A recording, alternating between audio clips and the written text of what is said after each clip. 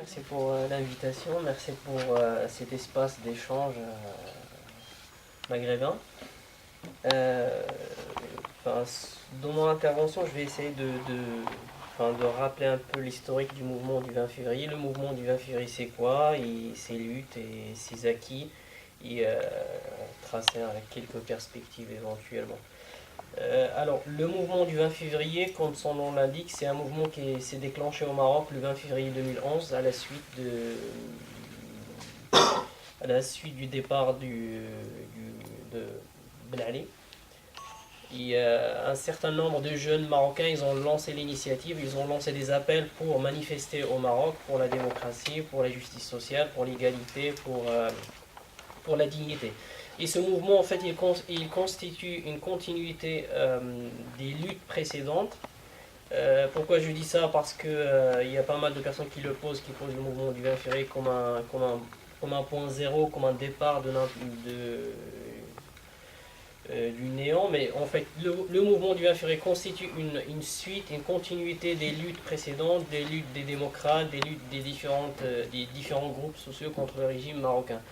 Et ça peut se voir facilement dans les revendications qui sont portées par le mouvement, les slogans, les affiches, les photos, par exemple les photos de Abdelkrim Khattabi de 1926, des affiches de Che Guevara, pas mal de...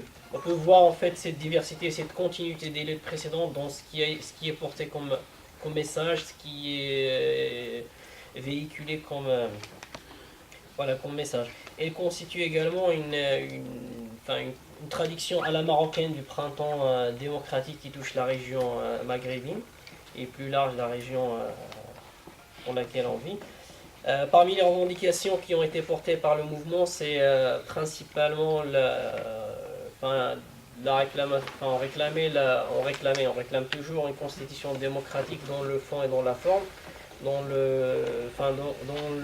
la forme, c'est dans la manière dont on va rédiger cette constitution. On demande que ça soit démocratique, que ce ne soit pas imposé par le roi ou par qui que ce soit.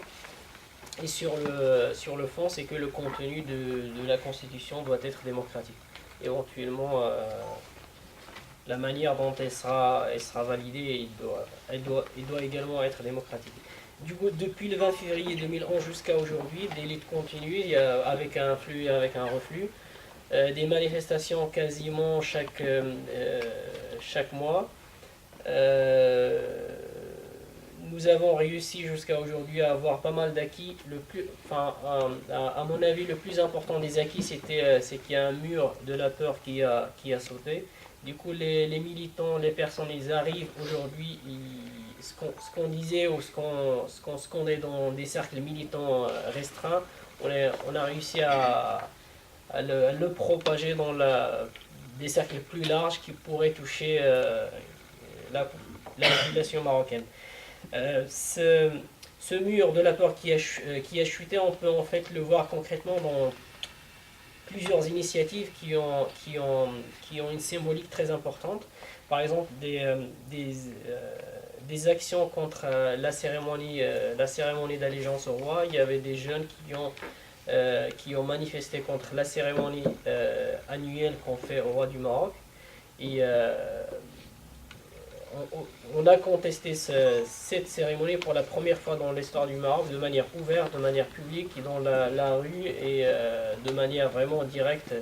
Il y a également l'histoire de la grâce royale qui a été accordée à un pédophile qui a abusé de 11 enfants et qui a été condamné à 30 années de prison, et il a été gracié par le roi du Maroc. Il y avait un mouvement spontané parmi ces personnes qui ont manifesté. Une grande partie, c'était des militants du mouvement de 20 février qui ont contesté contre cette décision du roi de gracier un pédophile. Et ça a poussé pour la première fois, a poussé le palais royal à faire des déclarations en rejetant la responsabilité, en disant que c'était pas, comme quoi le roi n'était pas au courant de la décision de la grâce royale qui est signée, bien sûr, par lui-même. Il y a également la question du budget royal également qui a été posé pour la première fois et toutes ces actions. Enfin, moi j'insiste beaucoup sur ces actions parce qu'elles c'est la première fois qu'ils ont été posées au Maroc de manière ouverte et dans la rue marocaine. La question du budget royal, il a été posé, des militants ont manifesté contre l'immense budget du roi. Ils ont été bien sûr tabassés par le régime marocain. Et du coup, en fait, il y a un esprit du mouvement, il y a un esprit démocratique qui a traversé la société marocaine, qui a traversé les organisations progressistes, démocratiques au sens large, et qui se traduit aujourd'hui par des actions, par un mouvement un peu plus osé par rapport à ce qui se passait avant le 20 février.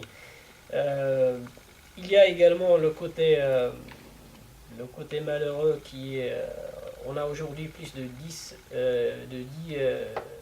martyrs du mouvement du 20 février, dont 3 ou 4 ils ont été assassinés directement par des forces de l'ordre en étant tabassés. On a également des dizaines de prisonniers politiques jusqu'à ce jour. Et ces prisonniers politiques, les autorités marocaines refusent de reconnaître qu'il y a des prisonniers politiques dans les prisons marocaines. Là, aujourd'hui, pour aller très vite sur les perspectives, aujourd'hui, le mouvement du 20 février essaye de commémorer le 3e anniversaire du mouvement, c'est-à-dire le 20 février 2014. On essaye on espère, on pousse dans ce sens que ça soit un nouveau départ, que ce soit un départ plus important dans le nombre comme dans le fond, et pour réussir à imposer nos revendications qui n'ont pas été satisfaites jusqu'à aujourd'hui. Oui, ben, je fais un peu dans la continuité de ce qui vient d'être dit. Je pense qu'on est dans une période où il y a un processus révolutionnaire qui va durer. C'est-à-dire qu'on ne peut pas juger les événements qui se passent uniquement en fonction de la conjoncture. Il y aura des avancées, des reculs, des régressions, des victoires, dans une situation extrêmement compliquée. Et c'est un processus qui va prendre du temps parce que ce qui est posé, ce n'est pas le changement d'un tyran, le départ d'un tyran ou le changement de la tête du régime. Ce qui est posé en profondeur, ce que vous avez dit à votre manière, c'est quel rapport entre l'État et la société. Ce qui est condamné fondamentalement, ce n'est pas simplement le sommet de la dictature, c'est le fait qu'on a un État prédateur, un État où il y a de la corruption à tous les niveaux, parce que les États chez nous, sous des formes différentes, il y a un rapport très étroit entre, disons, le pouvoir économique, le pouvoir politique et le pouvoir répressif.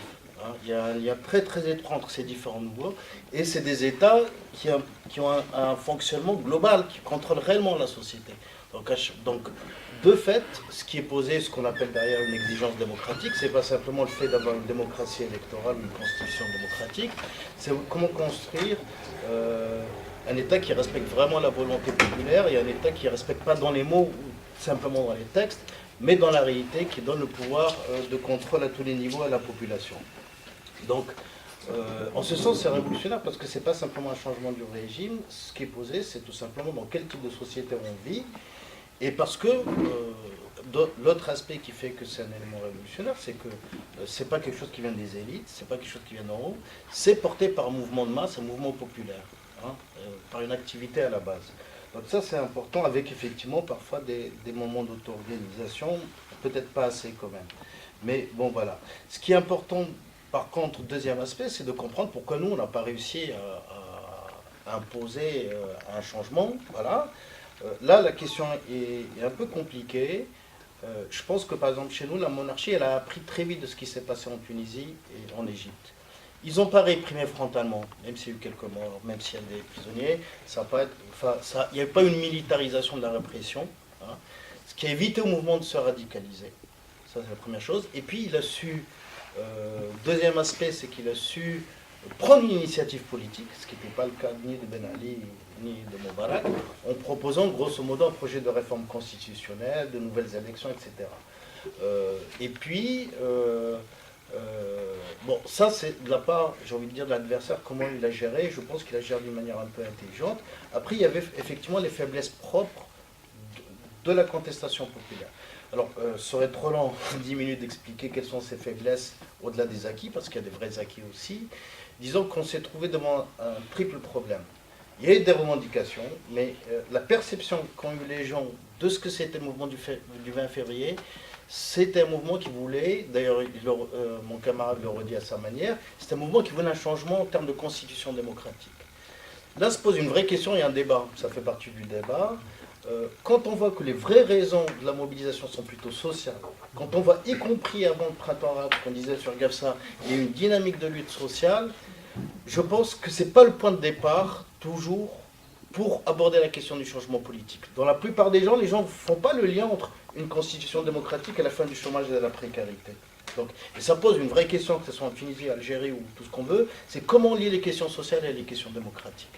Je pense que la manière dont on a répondu, c'était peut-être pas celle qui était la plus judicieuse. Je ne dis pas que qu'elle n'est pas juste cette revendication, mais c'était peut-être pas de cette façon dont les gens, dans leur grande majorité, posent les questions du changement.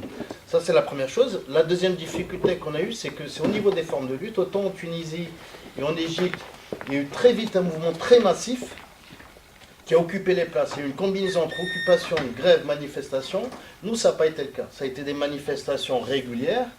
Mais bon, les manifestations, on sait ce que c'est, même quand elles sont nombreuses. Peut-être qu'elles peuvent imposer des concessions, un recul sur telle ou telle mesure, ou tel aspect de la politique gouvernementale, mais elles ne suffisent pas à imposer un changement profond du régime politique.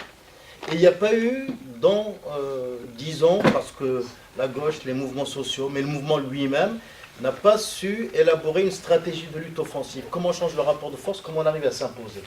Ça a été une deuxième grande difficulté. Et la troisième grande difficulté, c'est que le mouvement, en fait, il était semi-spontané. Enfin, il y avait des groupes, c'est vrai, comme un peu partout. Il y avait aussi un comité de soutien qui regroupait des organisations.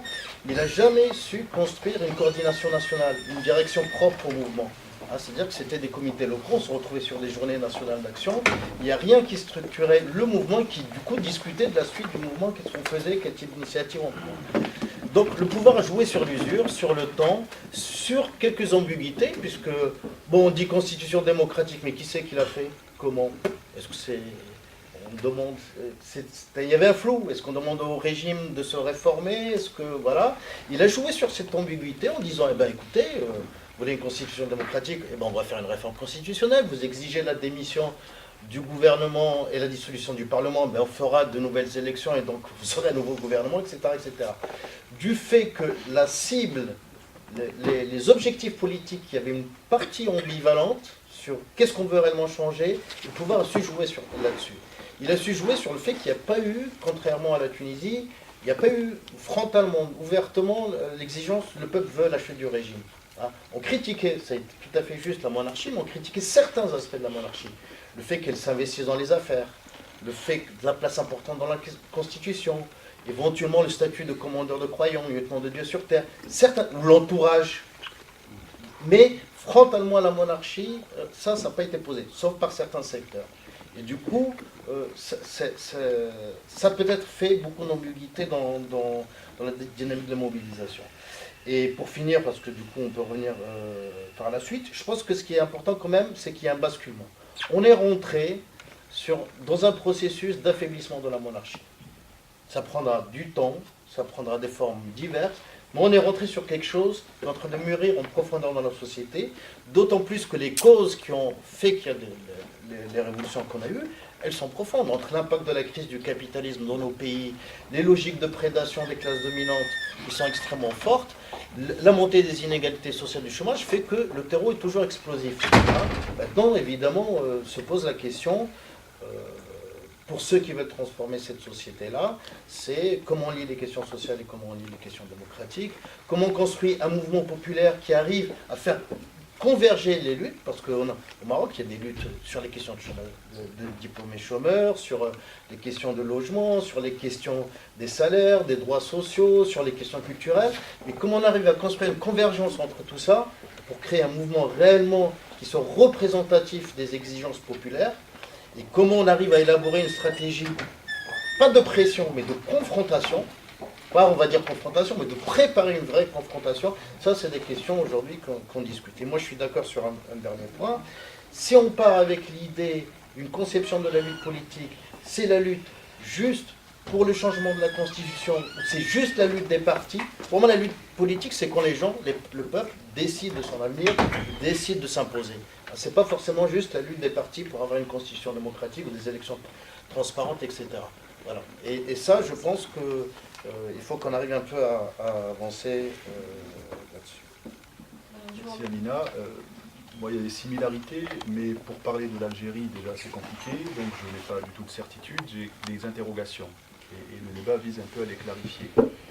J'ai l'impression que beaucoup des aspects qui ont été évoqués par les camarades tunisiens et marocains se situent aussi peuvent être éclairants pour l'Algérie, mais avec un niveau d'exacerbation encore plus important.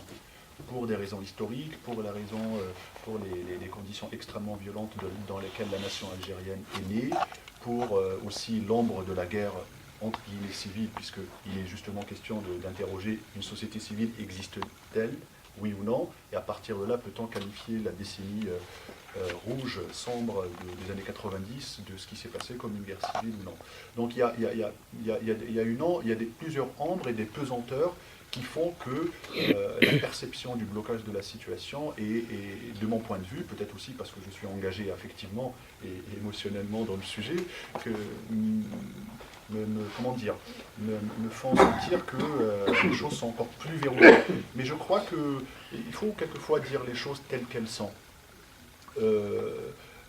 Au sein de l'immigration ici en Algérie, notamment de l'immigration faite de gens arrivés aux alentours et après la guerre civile, j'ai très rarement rencontré des compatriotes qui ne rapportent pas dans leur discours des éléments d'un vécu quasi traumatique, d'un vécu quasi de verrouillage, de plombage, et avec quelque chose d'un rejet, souvent focalisé sur le régime, mais aussi en arrière-plan, hésiter à interroger aussi les impasses de la société et la violence dans la société. Donc du coup, quelquefois, notre virulence au sens émotionnel et affectif à s'en prendre au régime, elle est légitime et elle est construite, mais aussi elle vise un petit peu par des loyautés inhibitrices à ne pas aussi interroger la société. La société, c'est-à-dire nous, la famille, les violences, la question de l'altérité, de la différence, quelque chose de ce qu'Henri Laurence appelle cette idéologie authentitaire, idéologie asala, qui fait que le minimum commun qui rassemble les Algériens est en train de se réduire comme une peau de chagrin et qui est exercé avec une grande violence. Ce n'est pas très politique ce que je dis, mais en tout cas je crois que c'est quelque chose, c'est un vécu et c'est quelque chose qui peut amener à réfléchir, et je ne suis pas sûr qu'il faille seulement produire un discours de critique à l'égard du régime. Il doit aussi être accompagné à la fois par une analyse de comment le régime exerce une violence permanente sur la société et comment la société aussi reproduit des mécanismes de violence en son sein, et qui sont des mécanismes d'exclusion et de réduction du dénominateur commun.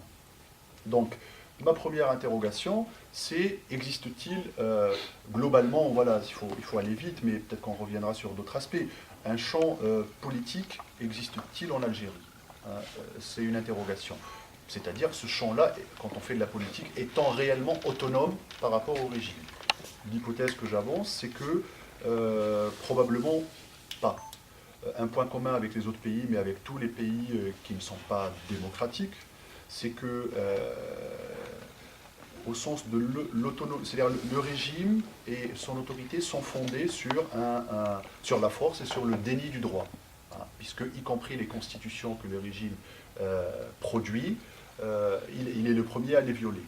Donc, premier élément. Et puis, au sens que cette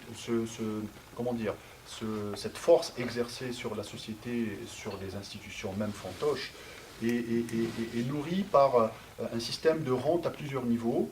D'abord une rente mémorielle qui est basée sur une falsification d'histoire, qui fait que c'est une indépendance qui est confisquée, ce sont des luttes qui sont détournées, et tout le monde connaît un petit peu le premier coup de force, enfin, après l'indépendance, qui est celui de la prise du pouvoir par l'armée des frontières, et qui, à partir de là, va construire un mythe ou une mystification du récit national autour de la primauté, de la suprématie de l'arme sur le politique, la négation de la pluralité, combien même le nationalisme algérien s'est construit dans un nationalisme qu'on dit populiste, il n'en demeure pas moins qu'il a été pluriel. Les besoins de la guerre d'indépendance qui a été féroce et terrible et où le rapport de force était clairement à la défaveur des Algériens ont fait que beaucoup de ces acteurs de la pluralité ont consenti à ce qu'on a appelé l'unanimisme populiste. Il se trouve que ce refus de la pluralité a été reconduit justement par un récit qui va être imposé à la nation au lendemain de l'indépendance. Je lisais récemment sur l'adoption de la constituante en Tunisie quelques éclairages et je suis tombé sur un article de Mohamed Harbi dans lequel il rappelait pourquoi la constituante en 62, en 63 en Algérie a été par quel argument elle a été marginalisée. Vous savez que la première constitution algérienne a été adoptée dans un cinéma à Alger, en dehors du lieu de l'Assemblée nationale, avec les élus habituels, on pourra revenir sur ça. La mythologie a été qu'il allait y avoir la restauration de l'État algérien. Donc référence à l'État, au noyau d'État qu'a tenté Abdelkader, mais aussi à l'État précolonial. Et tout ça dans une vision qui nie complètement les aspects historiques, les aspects historiques et la réalité en fait de cette. Donc c'est plus un fantasme de restauration qui va être un argument pour empêcher qu'une vraie constituante fonde la naissance de l'État de la nation algérienne indépendante. Donc ça, sur le plan mémoriel, on pourrait beaucoup dire. Il y a aussi les éléments économiques.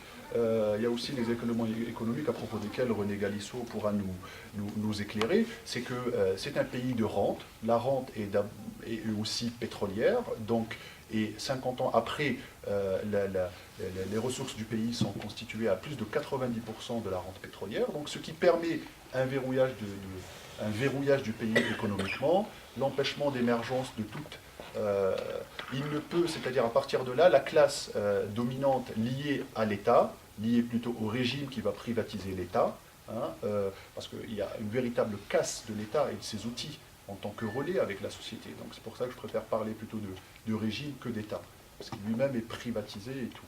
Donc la rente pétrolière va donner une marge de manœuvre énorme, en termes de verrouillage, en termes de... Mais aussi, la fin de la guerre d'Algérie, aussi du côté français, et René Galissot le rappelait, c'est aussi l'abandon par la France d'un capitalisme provincial et familial au profit d'un capitalisme plus transnational à partir de l'émergence de l'Europe. Et c'est vrai qu'il y a eu, à partir d'une lecture nationaliste, une tentative d'émancipation, du moins économique, par une réappropriation des ressources en hydrocarbures, mais celles-ci ont été complètement, cette aspiration à une émancipation, à une autonomie, au moins sur le secteur économique, a été complètement contrebalancée et neutralisée par les choix idéologiques qui ont quand même annulé tout ce que ça peut amener comme... Autre éclairage que j'avancerai comme une rente géopolitique qui explique la longévité de la survie du régime et tout, c'est que, évidemment, cette rente lui permettait une marge de manœuvre, mais aussi dans une dépendance à la France, dans une poursuite de cette dépendance 50 ans après l'indépendance, et la surenchère verbale du rené du régime participe souvent des pics d'hystérie politique, au sens de l'anthropologie politique, comme la nomme Emmanuel Terré, c'est régulièrement des pics d'hystérie politique pour cacher justement cette dépendance et cette aliénation de la classe politique algérienne et son imbrication avec les intérêts post-coloniaux. Donc du coup, je crois que voilà, il y a encore une continuité de dépendance économique et stratégique. Et la rente géopolitique, il y a eu aussi, pendant la guerre civile et tout de suite après, les événements du 11 septembre ont fait que le régime a pu faire taire toutes les critiques sur la répression, la question des droits de l'homme, en se posant comme un, comment dire, un collaborateur précieux, hein, de l'administration Bush et des autres puissances occidentales dans la lutte contre le terrorisme. Et puis, il y a eu, depuis les révolutions arabes et les devenirs plus ou moins heureux ou malheureux, en tout cas tout ce chamboulement qu'il y a eu après les révolutions arabes, et bien, il y a actuellement une autre rente géopolitique, aussi avec les incertitudes au Mali, en Libye, qui est un chantage au chaos. Le régime construit un discours très bien voilà, ficelé, qui est sans moi, c'est le chaos. Et ce chantage au chaos opère parce que les Algériens sont profondément marqués par la décennie noire, parce que le traumatisme il a été empêché qu'un récit se fasse et que les blessures se pensent, hein, à travers la Concorde nationale, qui était plus une amnistie organisée qu'une véritable rencontre, qu'une véritable, comment dire, travail de mémoire et de pouvoir penser les blessures. Il y a beaucoup d'autres choses à dire, peut-être que je reviendrai plus tard, mais je tiens à respecter mon temps. Professeur Galisso, je suis René Galisso. Professeur, c'est l'argument d'autorité. J'ai apporté le monde diplomatique pour l'ouvrir à la page où il y a un article qui s'appelle « Le printemps arabe n'a pas dit son dernier mot ». L'auteur de l'article, autrefois, avant que je lui fasse la leçon dans un colloque à Cordoue, autrefois signait Prince Moulay Hicham Ben Abdallah El Alaoui. Depuis que je l'ai disputé pour signer du nom du prince, il a retiré le mot prince quand même. Ça sert à quelque chose. Et l'article est signé Hicham Ben Abdallah El Alaoui. Autrement dit, c'est son opinion, son intervention qu'il fait, et non pas une revendication royale. Donc, c'est nouveau, hein, ça fait 4 ou 5 ans, c'est l'histoire du colloque de Cordoue. Donc, voilà. Alors, cet article a quand même son intérêt parce qu'il essaie de périodiser le déroulement et en annonçant qu'on entre aujourd'hui dans une 4e phase. Alors, la première phase, tout le monde connaît, vous l'avez rappelé, c'est ce qu'on pourrait appeler l'irruption. L'irruption en particulier en Tunisie et en Égypte. Bon. Deuxième phase, c'est ce qu'il appelle le repli. Il replie sur des intérêts locaux, des conflits locaux, l'émergence de confrontations qui sont à l'intérieur, et un repli politique qui est le retour de l'illusion de l'ancienne idéologie, comme quoi, marxiste, hein, prétendument marxiste, comme quoi le développement peut être un développement national. Tous les leaders politiques revenant des îles ont rappelé qu'il s'agissait de développer nationalement la Tunisie. Comme en Algérie, les technocrates disent toujours qu'il suffit de développer l'Algérie. Au Maroc, les mêmes formules existent. Alors que le développement national, c'est fini. Bien. Ce qui pose un problème énorme d'autres convergences dans la reconstruction, si l'on peut dire, au moins à l'échelle du Maghreb. Hein. Bon, c'est pas totalement probant, mais il y a bien eu une deuxième phase, en quelque sorte, de confrontation locale, avec des incidents très forts, pas seulement en Tunisie, hein, également au Maroc, et il faut savoir qu'en Algérie, les émeutes sont extrêmement fréquentes. Des émeutes dans la ville, sur tout le territoire algérien. Et quand elles s'aggravent aux dimensions d'une région, comme à Gardaïa en ces temps, ça montre que les problèmes sociaux et les problèmes locaux et les problèmes simplement de subsistance hein, sont extrêmement prenants. Et les problèmes également d'urbanisation et de logement, bêtement, ou de non-logement. Donc, vous voyez, la force de ces manifestations qui ont réapparu. La troisième période, pour Hicham, la troisième période, c'est la reprise en main, si je puis dire, par les interventions, qu'on peut dire impérialistes, aussi bien en particulier venant des États-Unis, mais également venant de ceux qui sont gourés depuis 40 ans sur l'avenir du Maghreb et qui cherche d'autres formules d'intervention. Il s'agit de la France en particulier, mais pas seulement de la France. Donc vous avez cette reprise des interventions internationales qui cherchent des alliances à l'intérieur et qui essaient de recomposer le système. C'est manifeste notamment en Égypte, cette recomposition par des alliances refaites entre les États-Unis et l'armée. Dans cette troisième période, l'analyse d'Hicham est intéressante parce qu'il apporte sur les alliances ou les confrontations entre les monarchies et les États du Machrek plus que du Maghreb.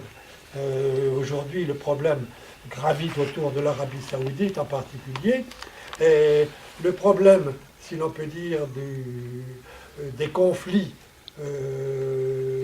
qui viennent de l'ancienne révolution persane, ces conflits se jouent par rapport à l'Arabie saoudite aussi. Donc l'analyse des rapports internationaux est assez bien vue, tout au moins à échelle de ce qu'on appelait, de ce que les Américains appellent et veulent consolider, le Grand Moyen-Orient. Sur le Maghreb, c'est un peu plus faible. Bon. Mais il n'est pas pessimiste, puisqu'il dit les confrontations ont été telles, l'expérience qui a été faite, c'est une nouvelle pratique, c'est une nouvelle expérience politique, comme vous l'avez dit.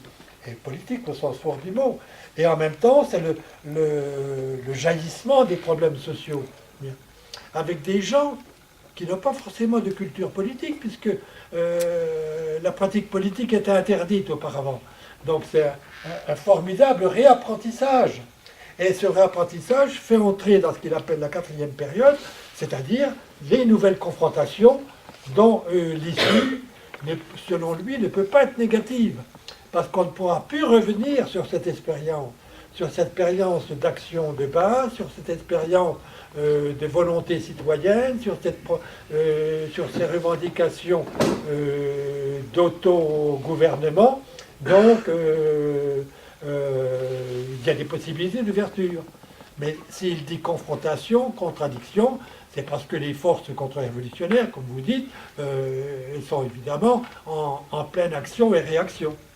Ce tableau n'est pas si mal, hein, mais à mon avis, il faut lui donner un arrière-fond historique sur le rapport État-société. C'est ça qui est fondamental. Alors là, je vais dire quelques petites choses très vite, puisqu'on reviendra tout le temps dans les discussions sur ces problèmes.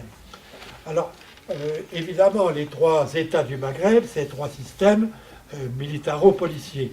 Certains sont plus policiers que militaires, et c'était le cas de Ben Ali. Hein.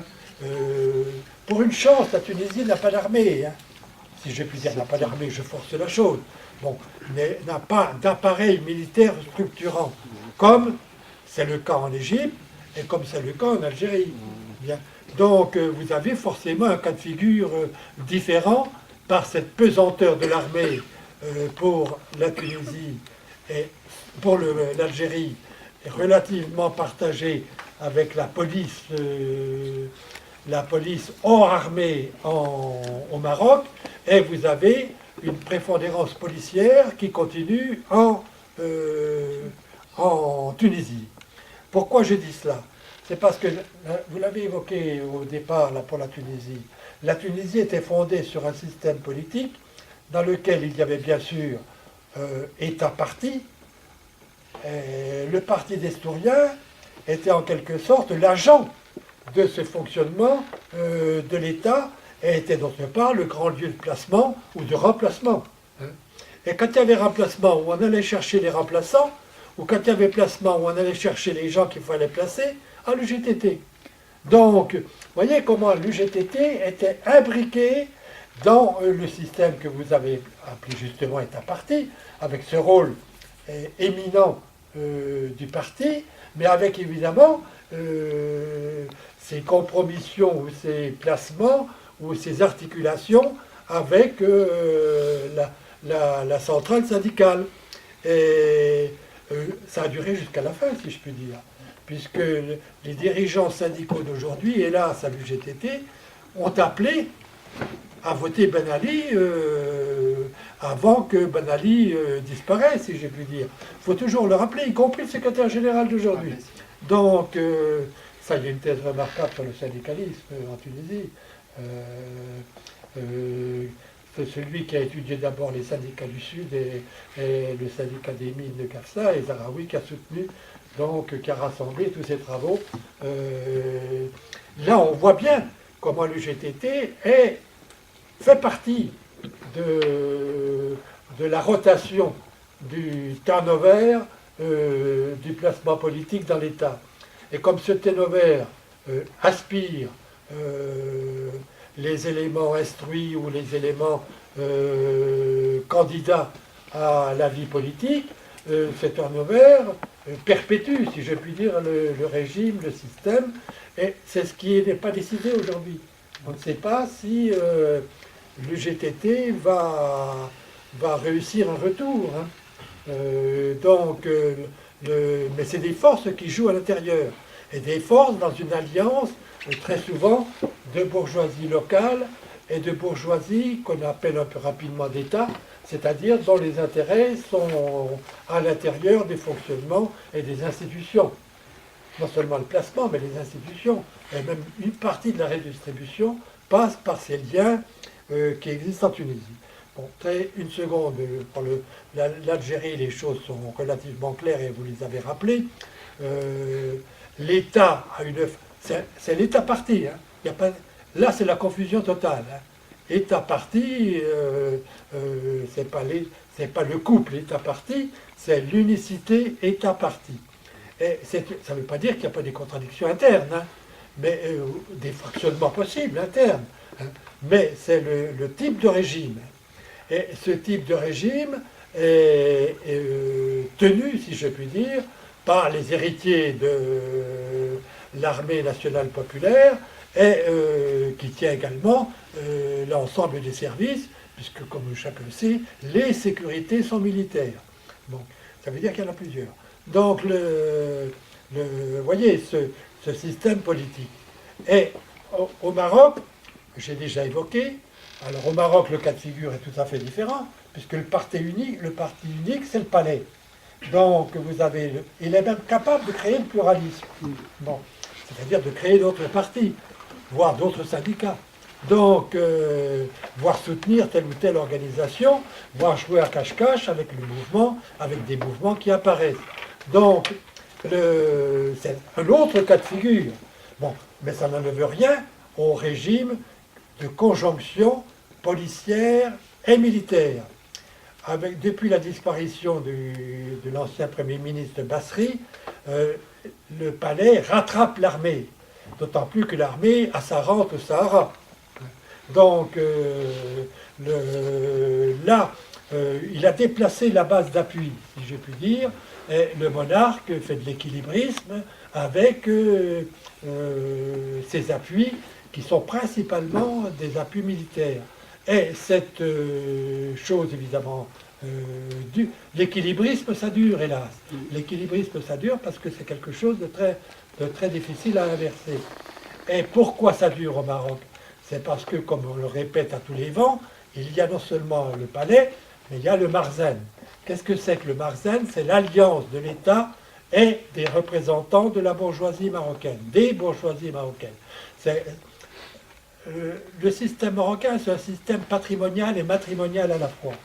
C'est-à-dire que patrimonial, c'est l'appropriation des biens par les grandes familles, bien, et matrimonial, c'est les alliances entre familles, y compris les alliances qui se font avec les enfants ou les filles du palais.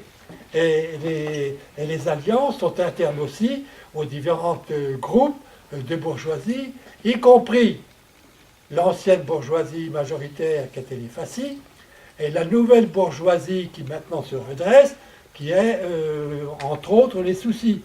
Donc, voyez, ces alliances se recomposent et ces alliances consolident, si je puis dire, font marcher de l'intérieur le Maghreb et font marcher les affaires. Hein. Le Maroc, c'est l'endroit avec l'Espagne, secondairement le Portugal, où il y a le plus de banques. Donc il y a plus d'organismes bancaires qui sont des mariages, littéralement, qui sont littéralement des mariages pour les directions de ce système bancaire. Et ce n'est pas un système industriel, hein, c'est le mariage bancaire. Ce n'est pas financier, ce n'est pas du capital financier, donc ils n'ont pas d'importance internationale, mais ils tiennent tout le patrimoine foncier du pays et le patrimoine immobilier du pays. Hein. Quand vous voyez sur les bouteilles que c'est marqué domaine, vous savez que c'est le domaine du palais. Bien. Donc c'est cette structure qui est particulière. Mais je ne voudrais pas insister sur les spécificités historiques de conformation de ces régimes et de ces systèmes militaro-policiers. Je crois que ce qui est beaucoup plus important, c'est pour nous ce qui se passe à l'intérieur. Et ce qui se passe à l'intérieur, c'est précisément que le temps des contradictions insolubles est arrivé. Les contradictions sociales ne sont pas solubles. Les contradictions du système politique, ces alliances de régime, ces pratiques politiques de retour de sécurité, de retour de police, ces pratiques politiques d'alliance et d'achat des courants idéologiques, c'est fini ça. Et c'est peut-être qu'apporte le plus l'expérience que vous avez rappelé de ceux qui n'ont plus absolument, qui sont la rupture avec l'ancien régime politique, si je puis dire, ce régime politique encore en place, hein, est total. Est total. Ça ne veut pas dire que ce régime ne cherche pas des reprises, mais la rupture est totale. Et l'irruption et l'arrivée de nouveaux intervenants, en quelque sorte, rejettent non seulement les partis et les élections, mais rejettent ces formes de système politique. Alors, aujourd'hui, on est précisément dans l'aiguisement de ces contradictions devant les échéances qui ne sont plus en termes d'années maintenant, qui sont en termes d'années, en disant qu'il faut attendre 15 ans pour que les choses se dénouent. Non, c'est en termes de 1 ou 2 années que les choses se posent. C'est presque en termes de, je ne dis pas mensuels, mais quand même en termes d'années, pour des raisons économiques et sociales, et pour des raisons que les États sont à leur fin. Même l'État monarchique, j'ai osé dans une conférence des journalistes là-bas, leur dire qui vous savez si la monarchie n'est pas elle-même en question dans le grand mouvement qui commence, qui est celui de la fin des États nés des indépendances de la colonisation, et dans cette perpétuation de ces États. L'immobilisme algérien, c'est la perpétuation de ceux qui ont en place et des acquisitions qu'ils ont faites. Bon. Donc, aujourd'hui, on est devant ces échéances. Et puis en plus, quand le président est malade, vous voyez que les échéances, elles sont même de l'ordre du thermomètre. Donc, voilà où nous en sommes.